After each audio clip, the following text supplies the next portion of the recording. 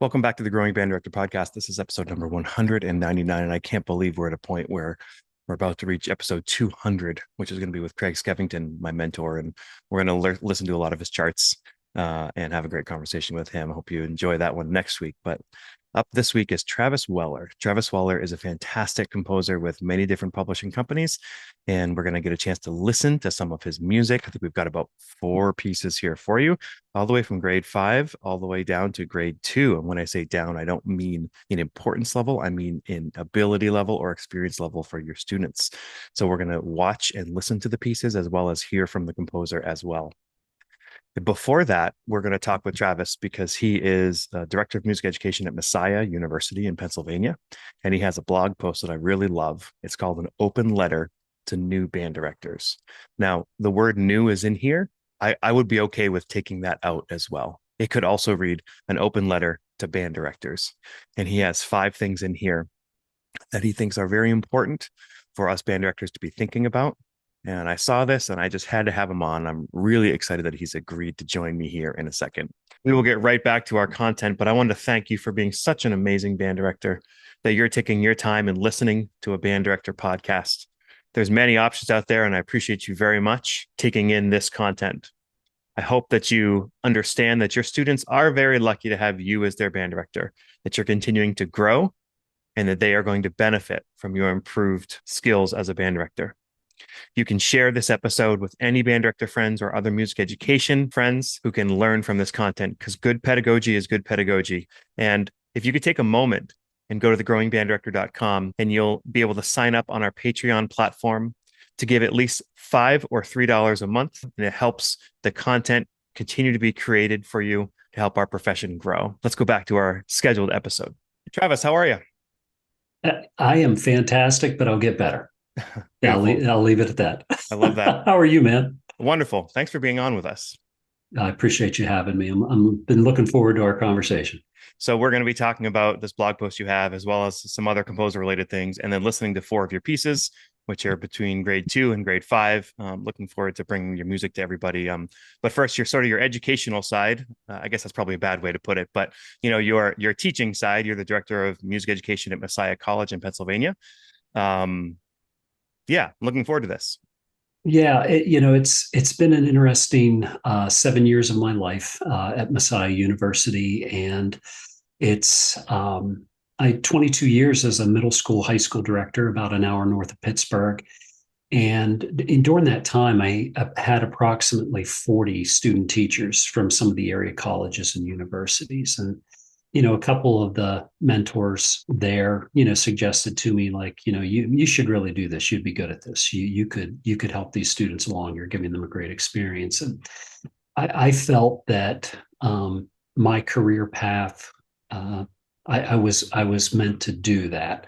The longer I taught, I felt that urge, and I've got this amazing wife who's like, "Go get your doctorate," and so I did that out at Kent State, which was only about an hour and 10 minutes from where I was teaching. So there were some crazy times between 2008 and 2014.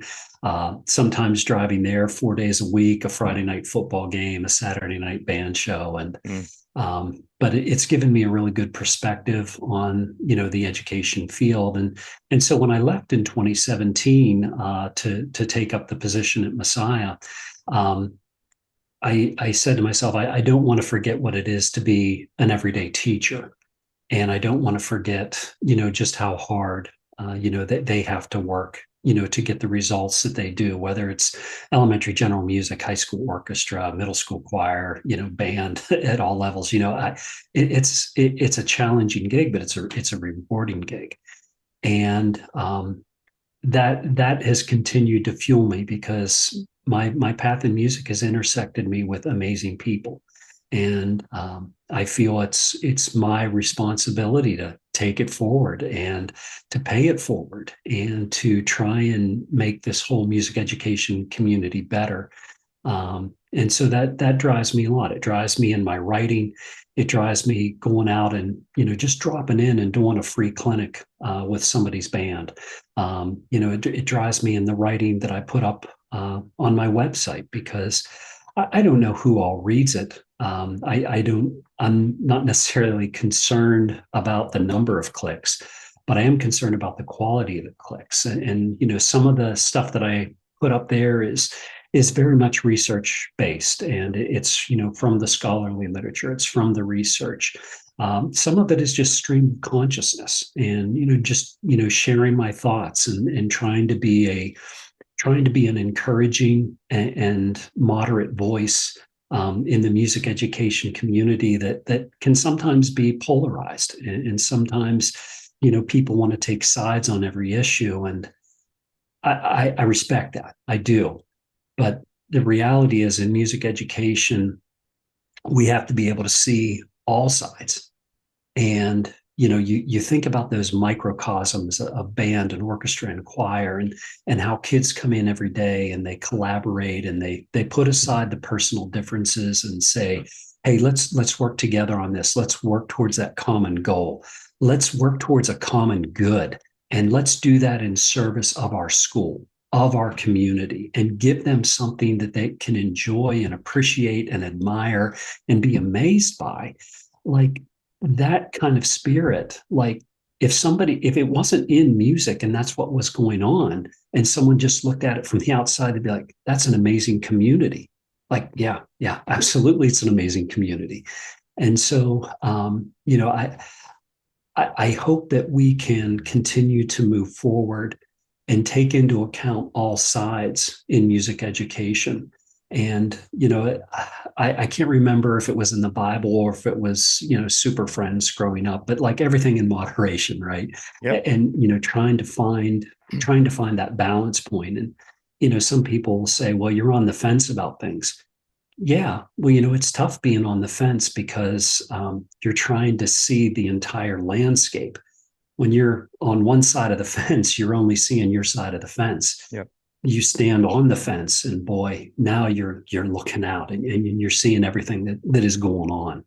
And that's an important role that, and I think it's a mantle of responsibility that I hope we can all take in some form. I know it's hard, people with their own experiences, their own context, So yeah, it's an awesome position that I'm not planning on leaving for a long time. Yeah. Well, I'll say I appreciate your moderation as someone who tried to take the same approach. My good friend Trent Austin started Austin Custom Brass so many years ago. You can call him at 816-410-0826. They ship all over the world. They have a shop in Kansas City, Missouri, and they really are an amazing sponsor of this podcast. They do trumpets, trombones, euphoniums, tubas, mouthpieces, and more, all the way from the beginner to the professional. Austin Custom Brass has worked with thousands of brass players from around the world, and you can check them out on www.austincustombrass.biz. Whether you're a student, a band director, a parent, or a player, Austin Custom Brass is your place to go for all your brass playing needs. Austin Custom Brass works with band programs from all over the country. They can provide a bid to you today. They can work within your school's budget, and they accept POs. Call their team today at 816-410-0826. Austin Custom Brass is an amazing resource for brass players, and great humans, great people. You'll love working with them. Give them a call. Your website is travisjweller.com. For you alluded to that for people who want to check that out. And I just wrote a bunch of notes as you were talking here. 22 Sure. years as a middle school and high school band director, shows in your music. So for anybody who's thinking about doing your pieces, you can see all of that in your writing. And lastly, you talked about people. You and I have a good common friend in Andrew Boysen. Andy's a great teacher, composer, conductor, human. And he was a mentor of mine, and another one of my mentors was Craig Skeffington. So I just wanted to make that connection and kind of maybe move into this next section. But first, a couple words about Andy. Yeah, I mean, he's the GOAT. Unabashedly, I have such a man crush on him, because he came in and did our local honor band when I was still a high school director. And the host is like, hey, I've got this gig on this night. Would you take Andy out for dinner? And what I thought would be like, an hour conversation at dinner turned into 3 hours. and talking not just about composing, but just about being a band director and about just being a good human. And it left a real mark on me. And since that time, he's been so gracious with his time, and he did the project with his error detection book and rehearsal analysis, and he asked me to participate in that. And I know I was one of like probably 70 or 80 directors that did, but gosh, it was so awesome, being part of that collaborative effort. And I just admire Andy's music. There's so many good things that he has done, from Kirkpatrick Fanfare to I Am. And the one that I'm still driving home from Midwest, I listened to Unraveling, and I was like, oh my goodness, this is like Bolero, but Bolero gone bad, Bolero, and yeah, I ordered it from my car. Like I was able, like I was, I got on the phone and I called Volkwein's Music in Pittsburgh, and I said, "Hey, I need to order this piece. I need it right now." And I just have long admired everything that he has done, and yeah, just an awesome dude. Excelsior Music Publishing is proud to sponsor the Growing Band Director podcast with a roster of imaginative composers, including composers who have been featured on this podcast, such as Carol Britton Chambers, Laura Estes, and Tyler Arcari. Excelsior Music Publishing provides new music for concert band, jazz ensemble, solo and ensemble, as well as books and resources for all levels and occasions, including a large and festive selection of music for your fall, holiday, and Christmas concerts. Find your perfect next piece at excelsiamusic.com. That's EXCELCIA music.com. Well, so this wasn't on the plan, but let's throw a quick recording in of Unraveling, or Unraveling, as you call it. Let's play. We'll kind of play a portion of it for people here. It's a piece that unwinds, right? And it starts from one tempo and then it just speeds up the entire thing. So if your band rushes, this is the piece for them. But what's hard, he clinicked my band once on this piece. And not only so first of all, he says the recordings don't do it justice. Like it's not every 8 bar is supposed to speed up. Literally every beat he wants to speed up. And I'm like, Andy, how do you do that? I don't. Right. So it's the perfect antithesis to how Posey. There's certain movements in Posey, like Granger has this beautiful way of just winding a piece down and settling everything. Mm-hmm. And this one, Andy's like, Let's go. All right. Yeah, it's a grade 3. Let's check it out. Here's a brief recording of Unraveling.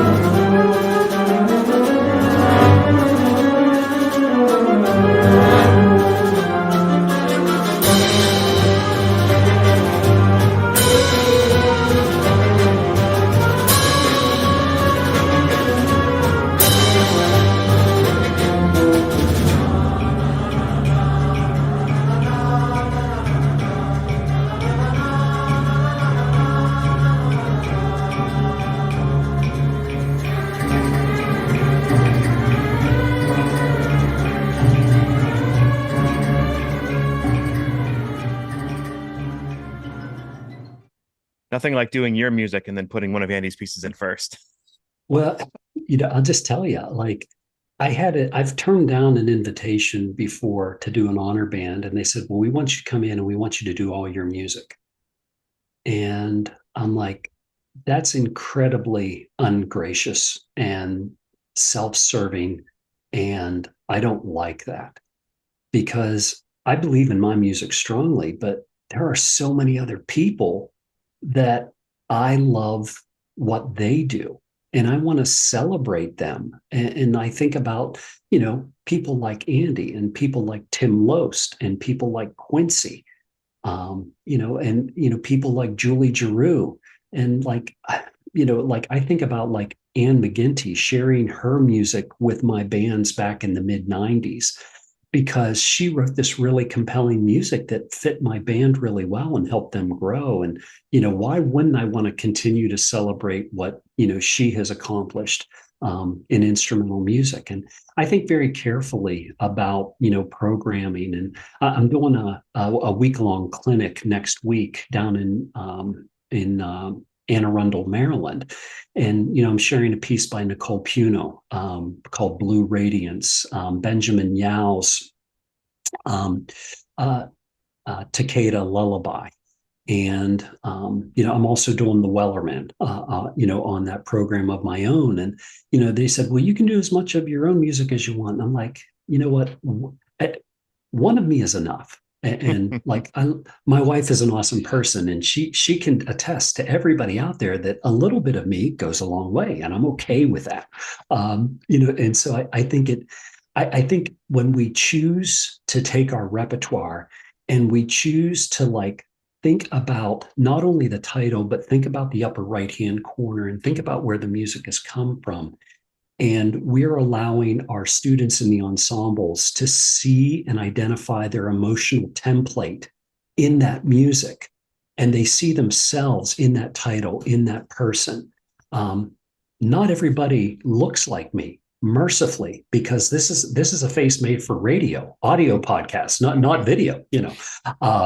So when we have that opportunity, like, and if all else is equal musically, and all it means is you have to learn a new score to share with your students that will help them be more responsive to the music because they see themselves in that music, in that composer. What's the harm in learning something new? That's how I respond. Make music first choices, obviously, and find out what your group needs, what your ensemble needs. But again, like if you've weighed everything, and you consider the vast possibilities that are out there. There's so much good music written by so many different people from so many different walks of life. We ought to be able to give our students compelling repertoire that represents a lot of different people. And it actually leaves us in a really good place because the students understand themselves by seeing themselves in music, and their fellow bands member is going to hopefully understand that student a little bit better because they identify more strongly with what they're playing in their band. So next section I want to talk about was your recent blog post. I had said in the intro that an open letter to new band directors could also be said without the new, that this is not just in my estimation something that, I've been teaching for 21 years, I don't need to hear this. So that's why the new is in parentheses, sort of in our show notes. I don't know if that's in your title or not, if it's in parentheses or not, but I wanted to make sure people knew this is not just for new band directors. Well, it's funny that you bring that up, Kyle, because a couple of friends had reached out after I'd put it up and like, hey, this would be good for a director at any age. Mm-hmm. And I had not really thought of it like that. But after I reread it, I'm like, yeah, that's actually probably right. Because there were a few things as I reread it that I'm like, yeah. And like even that first point, like your mentors are still there for you. My band dad, Ed Arnold, who is, he is up in years and his mobility is a little bit more limited nowadays.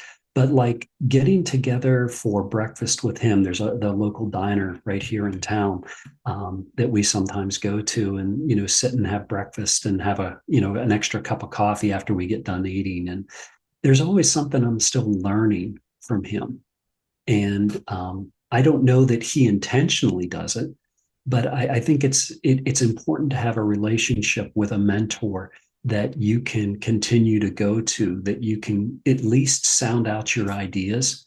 And sometimes I get really concerned because I'll I'll see a post on a Facebook group from a band director, and they're asking a question, and I know they've got good intentions in asking, but ultimately the comments, there are people that jump on them in the comments, and they just really drill them over some things that are like, hey, this is an honest and sincere question.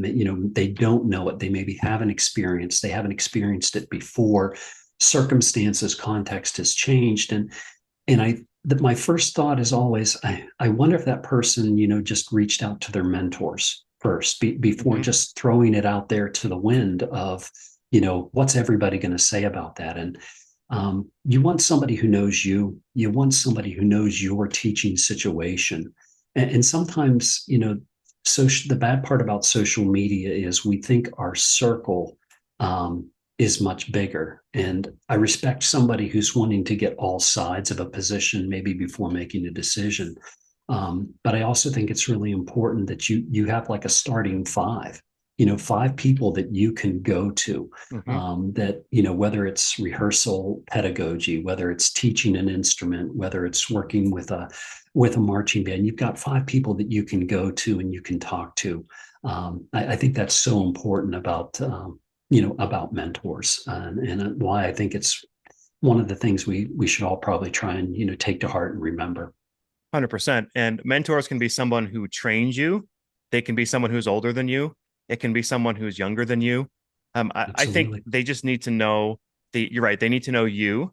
They need to be one of, as Tiffany Hitz would say, one of your people. They have to be like, somebody that you get along with. They know what they're talking about, but they're removed from your situation. Yeah. Right. They're not in it all the time. Right. Absolutely. And you can sometimes I found a new mentor, just like somebody next door who was younger than me, but it's like, oh, this person, just anybody you can sound off, I think is pretty important.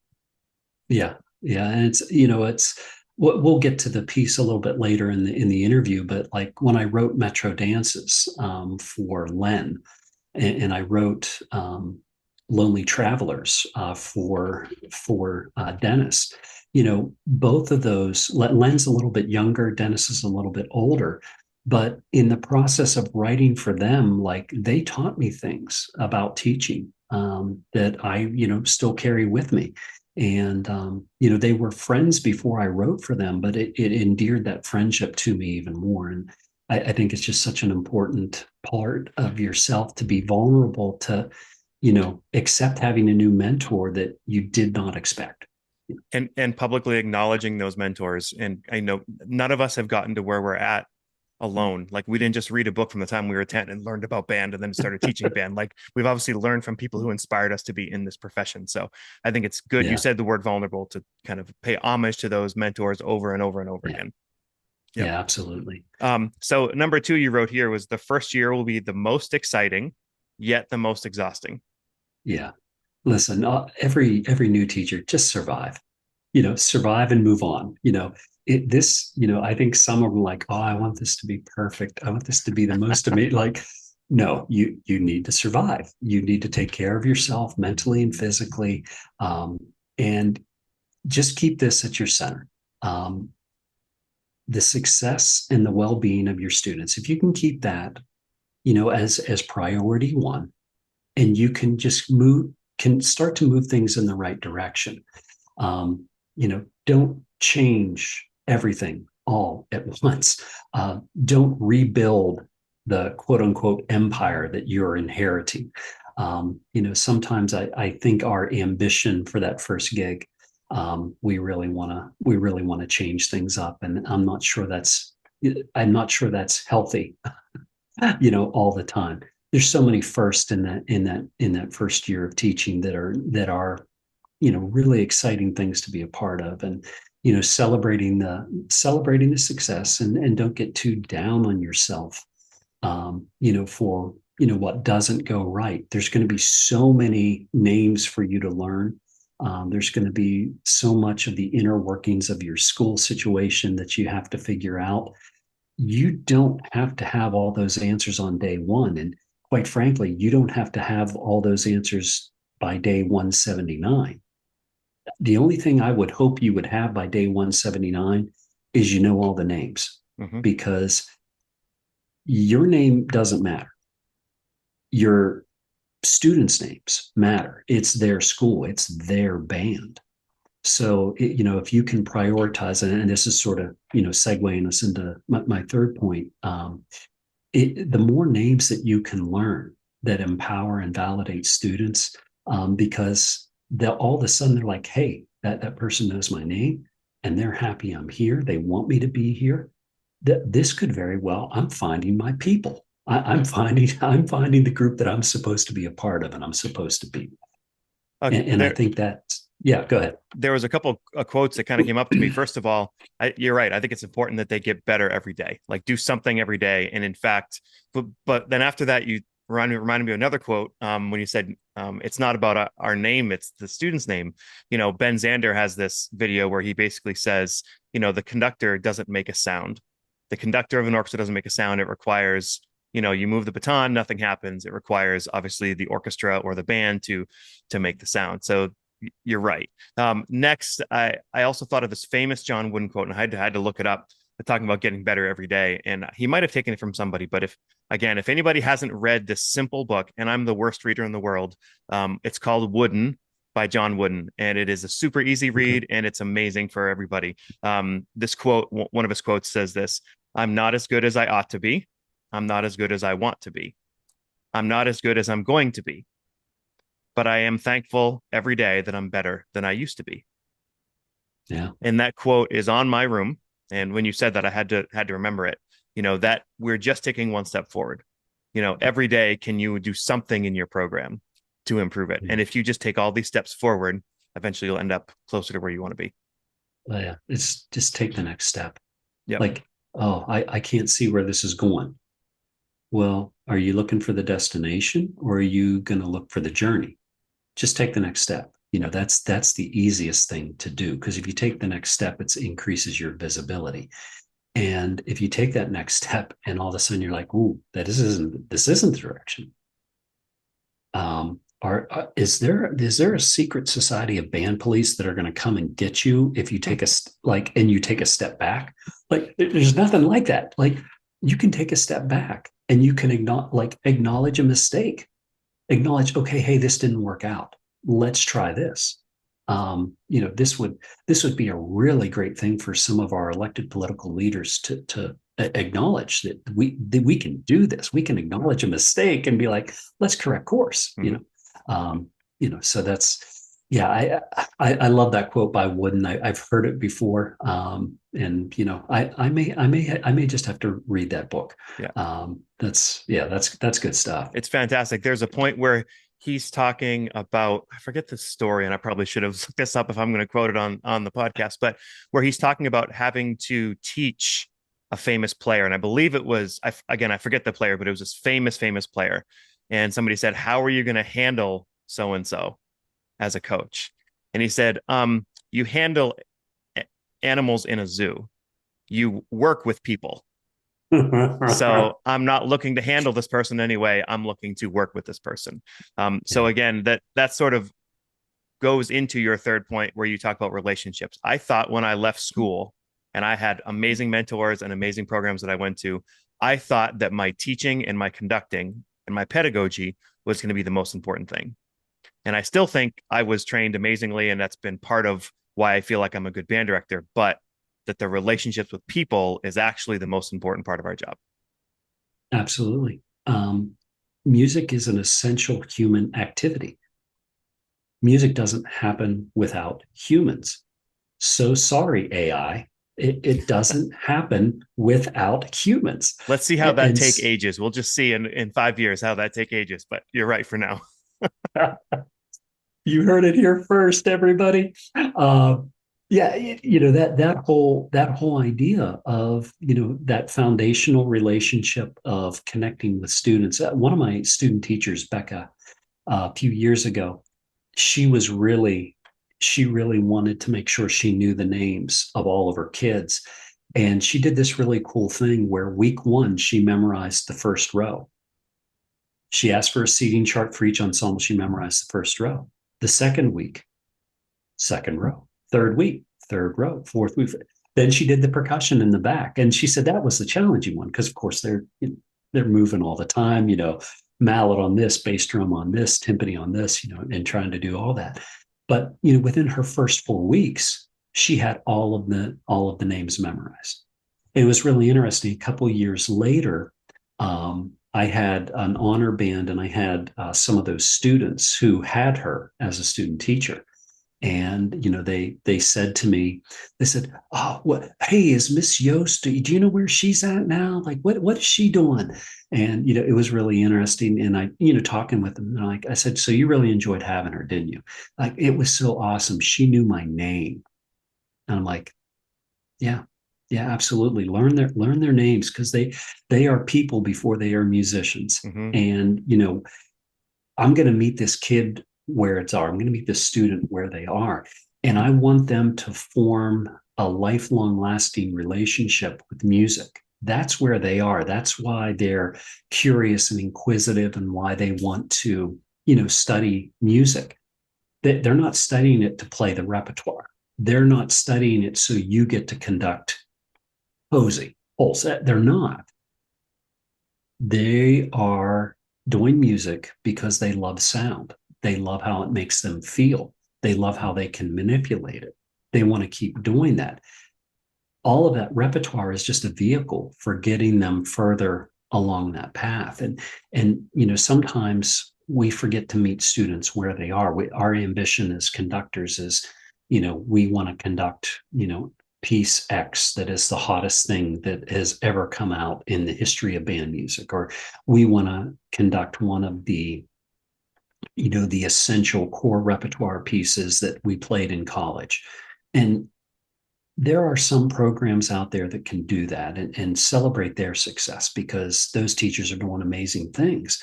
But the reality is, not all programs are in that position. And you can pick quality literature, quality repertoire until you are blue in the face. But if you're not meeting those kids where they are, and they don't have the requisite skills and insights and maturity, they are not going to have a quality experience. And in some cases, it's going to turn them the other way. They're going to start thinking, "Oh, band isn't for me because I can't do this.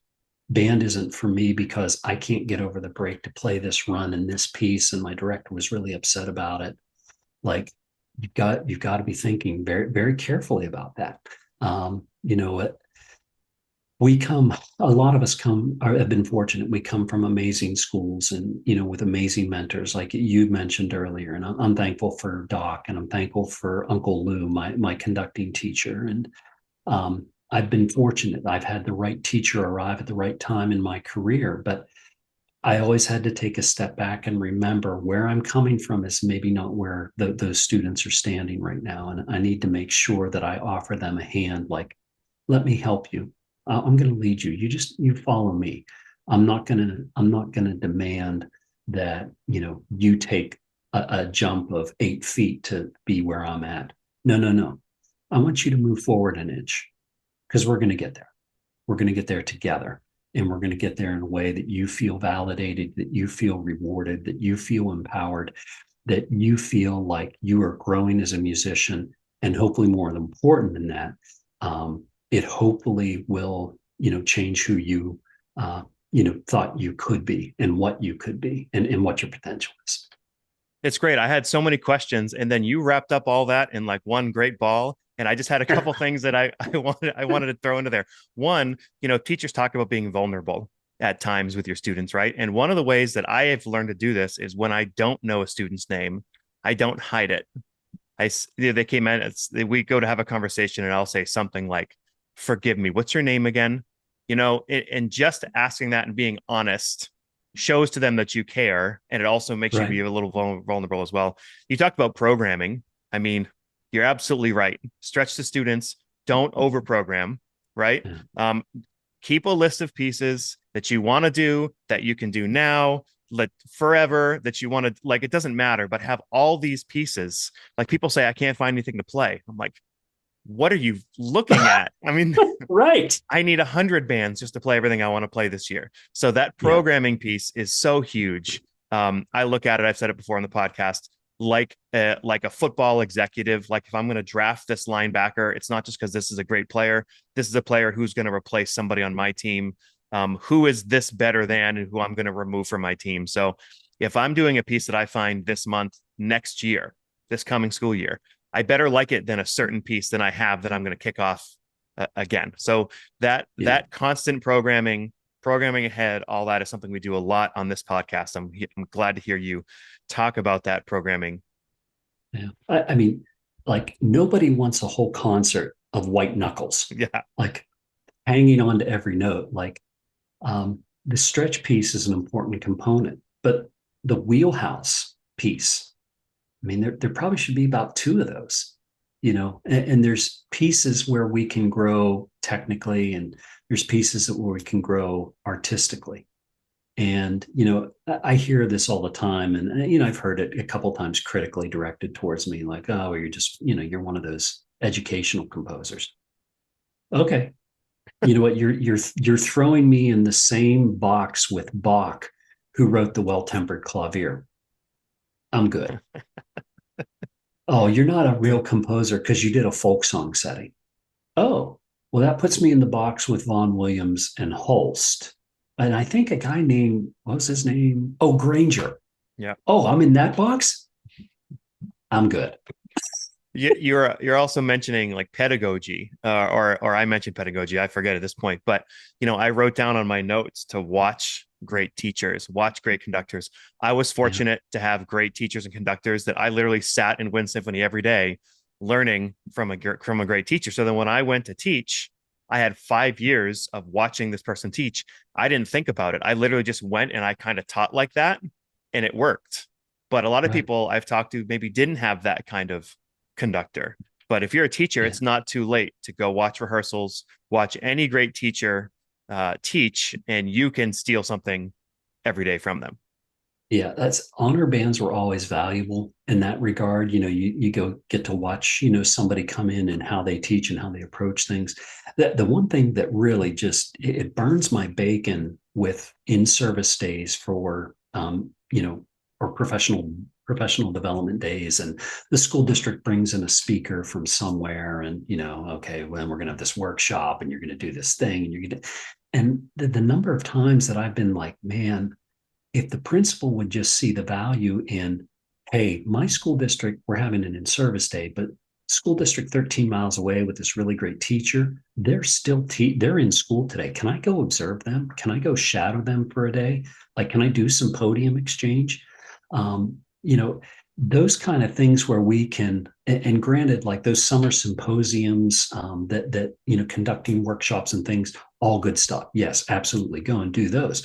But when you can go and share a day with somebody who's doing what you're doing in sort of a similar kind of style, similar context, or maybe it's different, I don't know. But just that idea of getting together and exchanging ideas professionally with another human being who happens to be a band director in our live teaching situation, like Mm-hmm. give me more of that, please. Yeah. For all of us. If you take away one thing from there, I've been there. That's awesome. I will mention this. A lot of people have been mentioning this recently. I think people should consider taking a podcast episode from, it can be this podcast or any other band director podcast, music teaching podcast. Submit that for hours. Like a submit Mhm. approval. I'm going to watch 50 hours of, say, the Growing Band Director podcast or Music Ed Insights or something where you are Yeah, legitimately learning about your craft on your own time. absolutely. Why should those hours not count? I actually had somebody had to go for bat for me in my own school district to allow me to use the hours I create this podcast as professional development. I'm literally talking to people around the world who do this for a living, and I'm getting better and helping others get better. How would that not? And of course it ended up counting, but they used words like new learning and other things that like make my head spin and make me throw up and all that. But I think people should consider, hey, no, I'm going to use my plan is going to be podcast related. I mean, there's so many great things that you're sharing. So because we're recorded on Zoom, what if you said exactly the same thing in their band room? It's the same message. Right, right. So Essentially, Kyle, you just need to put up your hands and be like, you're welcome, America. There we go. you're welcome. Who are some of your influences as a composer? Um, summer of 1977, I learned really quick who John Williams was. I didn't know what I was watching when I hit the theater, but oh my gosh, that score opened up and I was just like a little farm boy from Western Pennsylvania. I'd never heard a symphony before. Like I was like, yes, I'll take this. Thank you. So I mean, first and foremost, like I hang on a lot of what he writes. My favorite piece of all time is the variations on a theme of Thomas Tallis by Vaughan Williams. I heard that piece in music history. It was life changing, and it's crazy to me that if I only had one piece to listen to on a desert island the rest of my life, that's the piece, not a band piece. That's the piece I'm listening to. Mhm. And I remember skipping my string methods class to drive to the mall to buy the CD. I have the Slatkin CD. I still have it. And it just warms me and amazes me and inspires me. So I mean, those two are of course, right there. Within it mentioned Andy, what an inspiration he is. I've long been a fan of Julie Giroux and Timothy Marr, the way they're able to spin things out, and I love that. Um, my eldest daughter is so good about listening to new things that come in, and she got me turned on to Michael Torke, and I've been listening to Bean a lot, and I'm so amazed at how he is able to modulate timbres between these different contiguous sections, and that's something like, man, if I could somehow capture that kind of effect in my own writing. The other one, just I mean, thinking back, that I don't know that gets all the love that maybe he should, but huge fan of Respighi. I loved the Pines of Rome the first time I played it.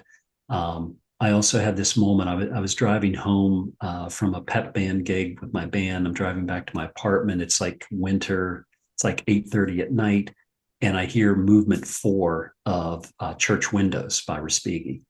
And that was another thing. Like, I'm like, okay, well, the mall closes at 9. And so like I drove directly to the mall that was near where my apartment was. And I picked up that because I was just amazed at the coloring there. So those are, those are who I, really, I am drawn to, on that side of things. And, there's a couple of popular artists that, I'm always impressed in how they layer different things musically, and the hooks that they're able to write. I am very much a fan of both Walk the Moon and Imagine Dragons, and during their career arc so far, I love how they're able to layer things. And it's, granted, it's just, some of it's just fun to listen to, but there's also that creative side of me is like, yeah, so, Hmm. somehow, capture some of those things. Um, and I'm all over the board with, what I listen to, and, but like putting it, put, I'll share this quote, and it's not mine. It's from Joe Jenkins, and he said it to me whenever I was studying with him down at Duquesne University, and we were talking about his writing a little bit after class one day, and he told me in his very much ever present sort of Scotch Irish accent. He always hoped that he would be popular now and classical later.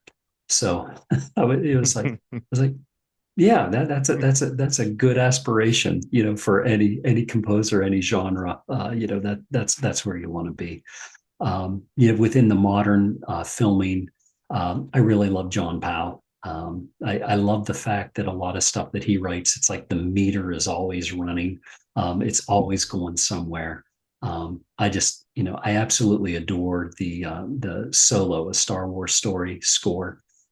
There's some moments in there that are absolute magic. When Solo sees the Falcon for the first time, he dips into that like magic pixie dust that Copeland had in the Red Pony suite. And he just like sprinkles it over that Star Wars theme. And I was just like, oh, yes, that just speaks to me. And that's the one thing I'm always trying to keep my ears open, because I know there are so many great writers doing great things. And I have these moments of like, wow, that's really great. And it's usually followed up with, oh man, why didn't I think of that? So that tends to happen maybe a Oh, little more frequently than I would like. I love that. Um, okay, so we're going to get into some of your own pieces. And for each Yeah. one of them, we're going to show the sound and score. So if anybody's listening Okay. only and they want to jump over to YouTube at whatever the timestamp we're at is now, and actually see the sound and score, or just go on YouTube and check them out themselves, that's fine. And we're going to do a grade 5, a grade 3, and 2 grade 2s. And if for any of these, if I screw up any of the details, please correct me. I made Sure. a couple notes of each. And I just want to say for people, the majority of people listening right now probably can't play Metro dances with their band. But that is good. That's the first piece we're going to do. And I want people to keep going because we do have some easier pieces afterwards. Yeah. So tell us a little bit about this grade 5 Metro dances. I wrote that it reminds me of A Little Day and Night Music by Samuel Okay. Adler. Like just the Right. whole like traffic sounds and that whole Yeah. thing in a band piece I thought was pretty cool. Yeah. North Hills High School has had a long commission history. They've had some amazing teachers there. One of them's actually, his name was Dave Matthews. Not the ants marching, fame, Mm-hmm. but Dave was incredibly just a wonderful gentleman that I got to know my first couple of years as I would go to our region band events. And so Len Lavelle is there now, and Len's an amazing teacher, just an amazing human. And I was completely floored that he asked me. You read the list of who they've commissioned. It's Julie Giroux, it's Nathan Doherty, it's all these heavy hitters. And me, you, oh, okay, you want me? All right, that's fine. And so Pittsburgh is this wonderful city. I love Pittsburgh, but there's also this characteristic of Pittsburgh that you miss one exit to try and get where you're going. And the next thing you know, you're on Mount Washington and you're looking down at the city and you can see where you wanted to be, but you can't get there. And so this idea of sort of like, driving in Pittsburgh, you are doing a little bit of dance work. And so like these distinct sections and, the hit the gas and, the traffic jam, intentional play on words there and, using that hi-hat to like, oh, I got to get to where I'm going. And, time's wasted. And, as a low brass player, that's why I wrote Big Trucks, because like there's nothing like big trucks in and around that city because they're dropping the hammer. And then I-279, it's like once you get on I-279 North, that's your best route out of the city, Yeah. uncontested.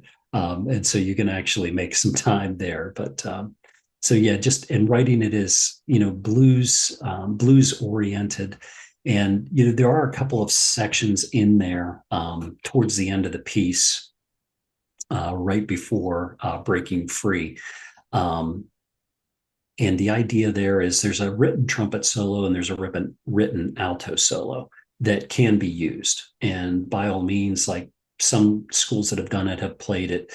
I've had some other, directors reach out and like, hey, I've got a really good trombone soloist who is in an all-state jazz program. Like, is it okay that he solos over the changes? And I'm like, yeah, I think that would be great. And I really wanted to write it as, can we leave it as an open solo section in a Mm-hmm. concert band work? And like, let a flute take a ride. Like, let's see what you got. Publisher was not as, like, no, we've got to have a written solo. So this is blanket permission. Like, have some fun there. If you've got some kids who can really jazz and can improv, like, let them go. Like, let's see what happens. And when my colleague Jim Colonna did it with Messiah University's group, he varied it. He varied some of the background stuff based on the timbre of who was taking Mm-hmm. a solo. And Becca, who I mentioned earlier, she actually took a ride on bassoon. That was pretty crazy. And like, she's like, she's moving. So Super yeah, cool. yes, a lot. It was a lot of fun, and I was just delighted how it turned out, and I know Len was really pleased as well. So. All right, let's listen to Metro Dances.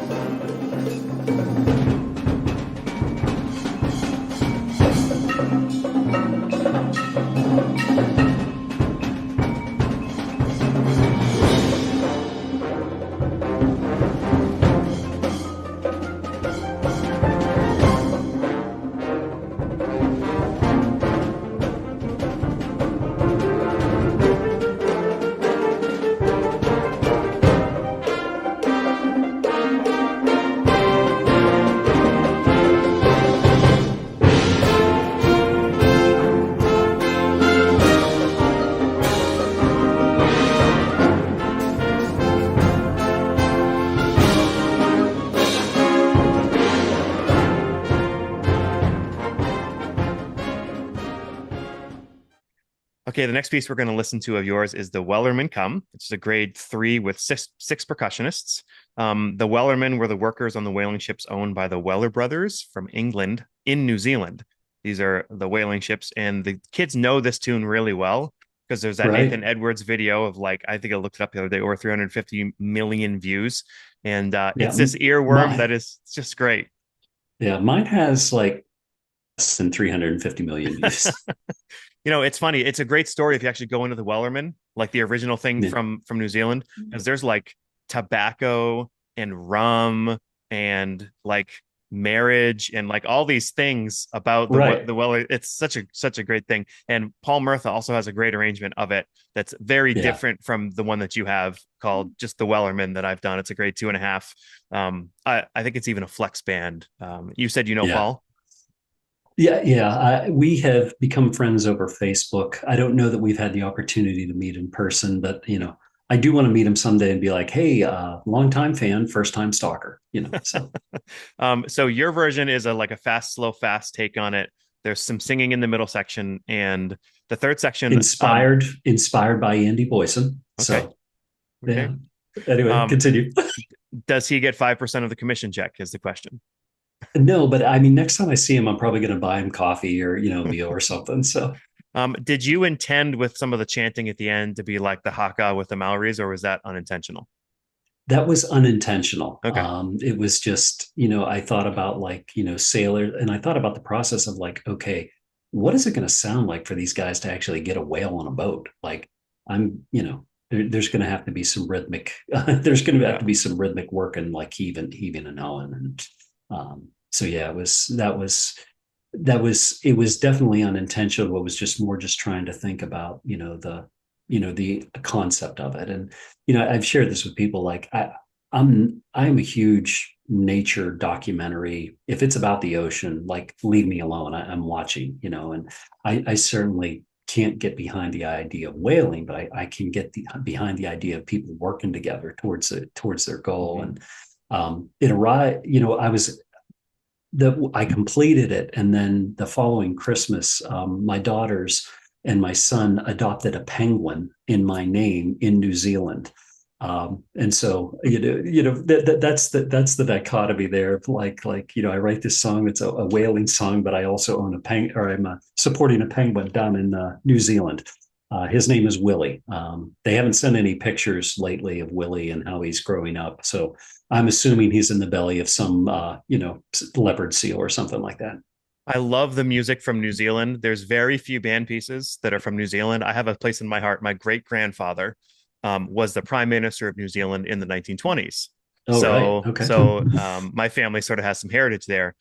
I met with Laura Estes a while ago, about a year ago, and she has a piece called Cook Strait Crossing, which is also another New Zealand piece as well. So anytime I see these New Zealand pieces, I want to bring them up. And I love your treatment of the melody is not a straight ahead treatment and then change keys. It's like almost more of a fantasia. I'm probably using that word incorrectly, but I like it when you get the full phrase that comes in. I forget what measure it's in, but it actually oh, here's the melody hits as it's written. That's a super cool moment. Well, thank you. It is Fantasia adjacent. Is that what the kids are saying these days? Yeah. Beautiful. All right, let's listen to it. Here is the Wellerman Come.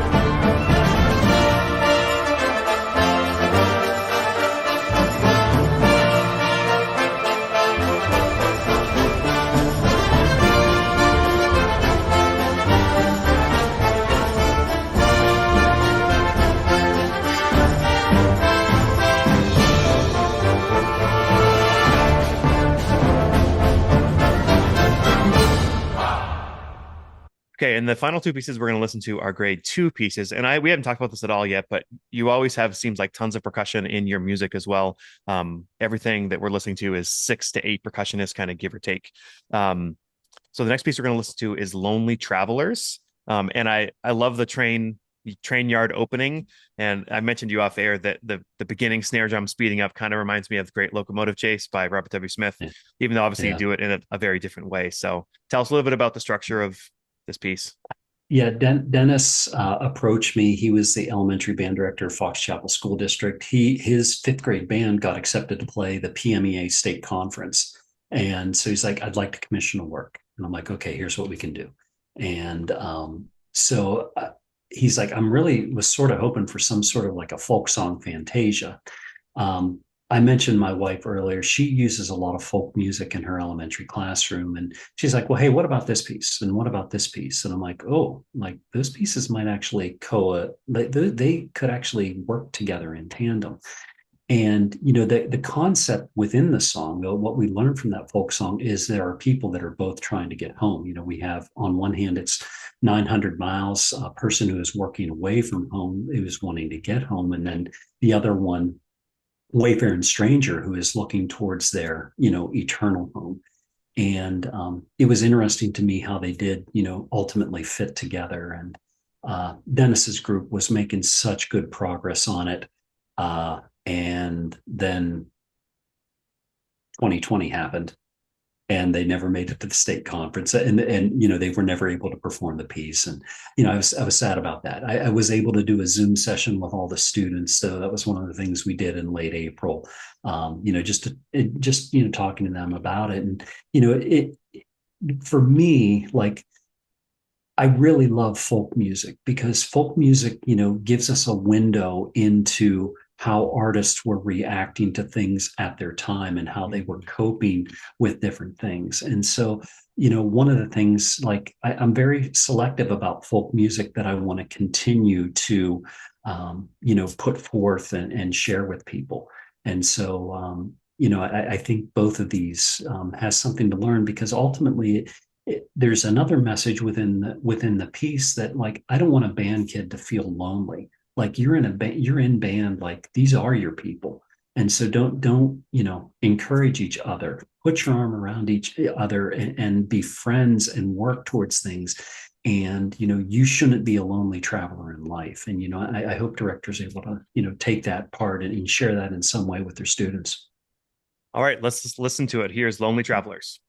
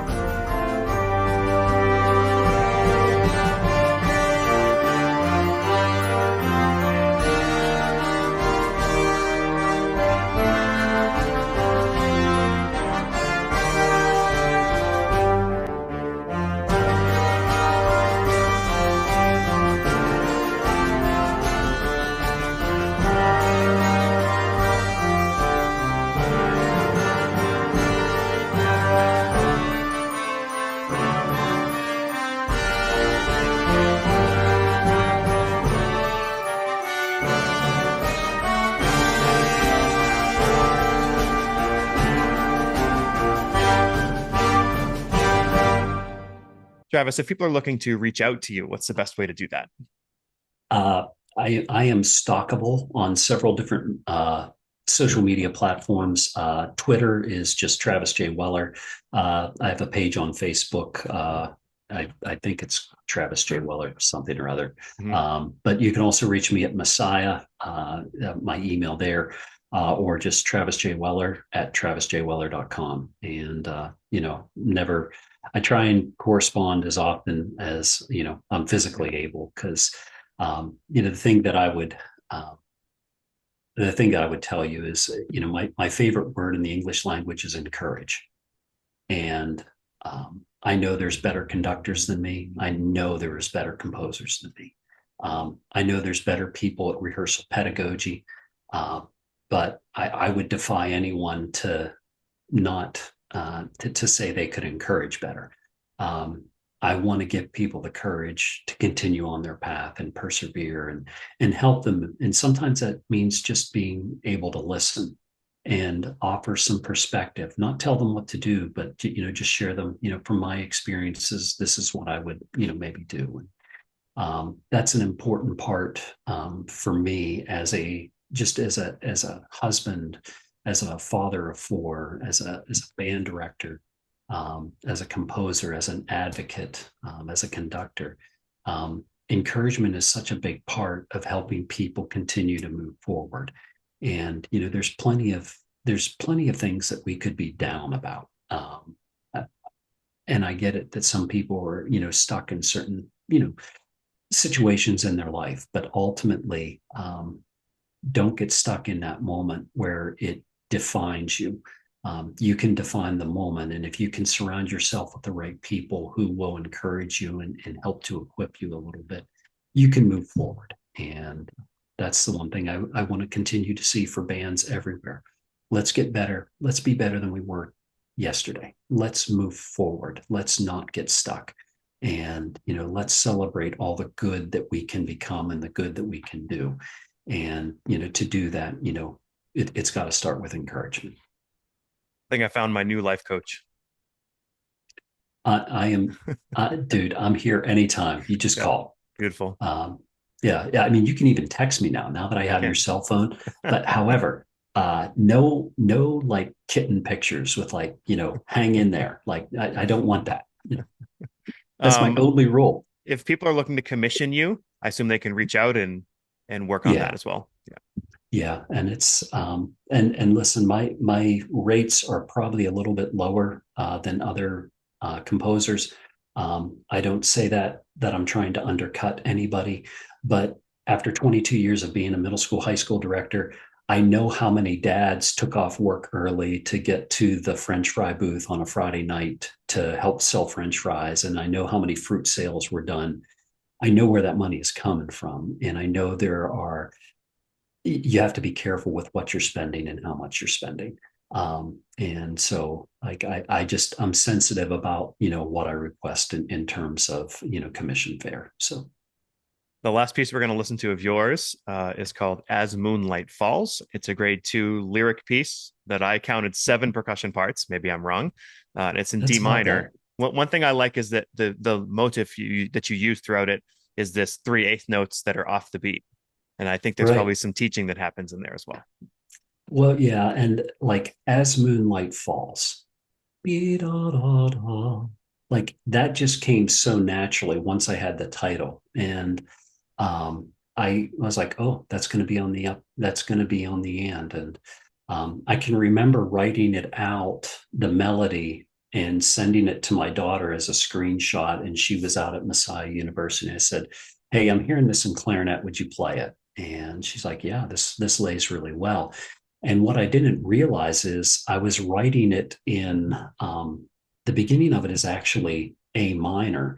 And there's this hidden modulation at the end that takes it into D minor. Because I knew if I wrote it as an A minor concert, like a bunch of directors would see, there's two sharps, there's three sharps. I know we're not doing, so I've sort of hid the key change. And I have purposely stayed away from lyric works my entire career. because I live in fear of Air to Band by Frank Erickson. Like, it's the GOAT. Like, if you're going to program a lyric work, that's the piece that you need to program. Um, so it took me a long time to write one, and then finally have the courage to share it, and to try and get it published. And I was amazed. I'd sent it in, and Ron Allen, who at the time I can't remember if it was Ron or it was Joe Snyder was editing at that point, but the response was almost within 10 minutes of me sending the email. They're like, "This is a beautiful piece. We're going to publish it." And so it's finally at a point where, like, I'm really proud of the piece, and I know people have enjoyed it, and they're like, "This is really pretty." But I know there's lots of great lyric works out there, but for me, it was overcoming any comparison to Air for Band. Like, that was the gold standard for me. And so to write one that people are saying, "Hey, this is wonderful, this is beautiful, this is touching," that was, it sounds weird, but it was a big moment. It was a big victory for me as a writer, trying to write something that I felt authentically was beautiful. Great. Let's listen to it. Here's As Moonlight Falls.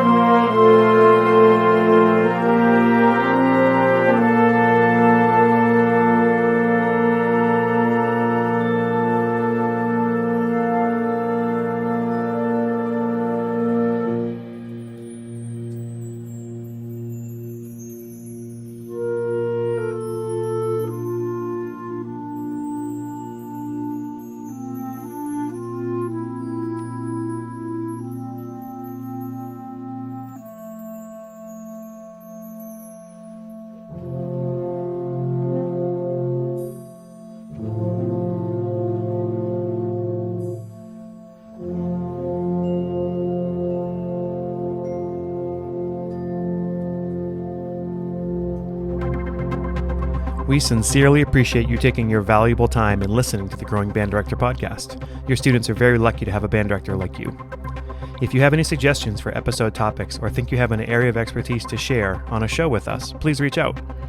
If you enjoyed this episode, don't forget to subscribe. And if you want to help spread the word, please give us a 5-star review and tell your band director friends to subscribe as well.